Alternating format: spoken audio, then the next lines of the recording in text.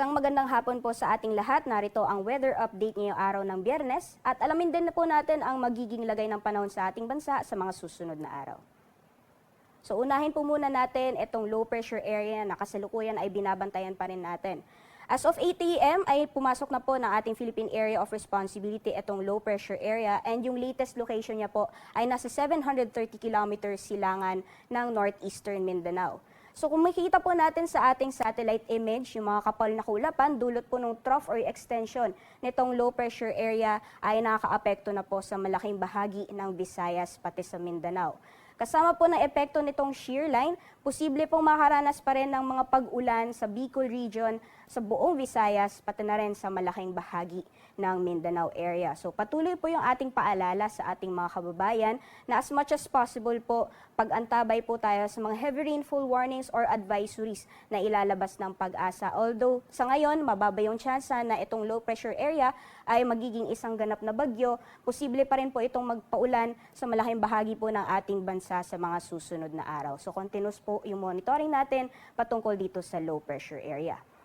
Sa nalalabing bahagi naman po ng ating bansa, patuloy yung epekto ng northeast monsoon or hanging amihan sa malaking bahagi ng Luzon. So kung makikita po natin, magiging maulap ang kalangitan sa ilang bahagi ng Cagayan Valley, pati na rin sa Apayao, dulot po yan ang epekto ng amihan. And then for the rest of Luzon naman, although fair weather conditions po tayo, posible pa rin yung may hinang pag-ulan o mga pag-ambon. Alamin naman po natin ang magiging lagay ng panahon sa Luzon bukas. So patuloy pa rin po yung epekto ng northeast monsoon at dadala pa rin ng maulap na papoy na may kasamang may hinang mga pag-ulan sa Batanes, Babuyan Islands, pati na rin sa Cagayan as well as parts din ng Isabela. And then for the rest of Luzon or large portions ng Luzon, generally fair weather conditions po tayo, ngunit posible pa rin po yung may hinang pag-ulan o mga pag-ambon.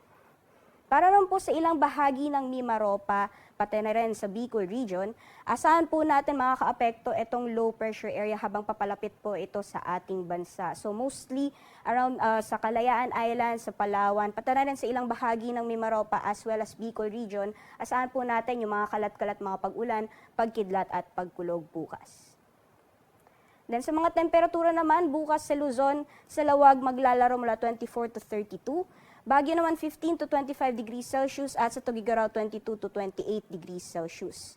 Sa nalalabing bahagi naman po ng Luzon for Metro Manila, 24 to 32 degrees Celsius, 22 to 27 degrees Celsius sa Tagaytay, 24 to 31 degrees Celsius sa Legazpi City, and maximum temperatures sa Kalayaan Islands pati na rin sa Puerto Princesa, aabot ng 32 degrees Celsius. So magiging lagay naman po ng panahon sa Visayas at Mindanao bukas.